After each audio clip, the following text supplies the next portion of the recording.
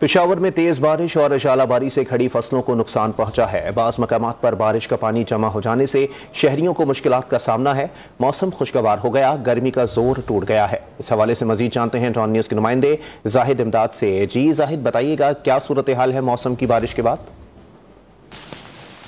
जी बिल्कुल, पेशावर में इस वक्त शदीद जो जालाबारी का सिलसिला है वो शुरू हो चुका है। इस वक्त तेज़ बारिश के साथ जो जालाबारी है वो जारी है और जो ओले हैं उसके साइज़ भी काफ़ी ज़्यादा है। इसी तरह से बात करें तो पेशावर समेत जो मुख्तलिफ इलाके हैं पेशावर में इस वक्त जो जालाबारी का सिलसिला है और वो जारी है और तेज़ बारिश के साथ हवाओं का सिलसिला भी जारी है। महकमा मौसमियात ने भी आज पेशावर में बारिश की पेशगोई की थी, जबकि न सिर्फ पेशावर बल्कि जो दीगर अजला है चारसदा, मर्दान, सवाबी समेत जो मालाकंड रीजन और हज़ारा डिवीज़न जो है वहाँ पर भी बारिश की पेशगोई की थी। लेकिन इस वक्त पेशावर में सूरत हाल ये है कि शदीद जो जालाबारी है वो जारी है और तेज़ बारिश का सिलसिला भी इस वक्त जारी है। जी जाहिद इमदाद हमें अपडेट कर रहे थे।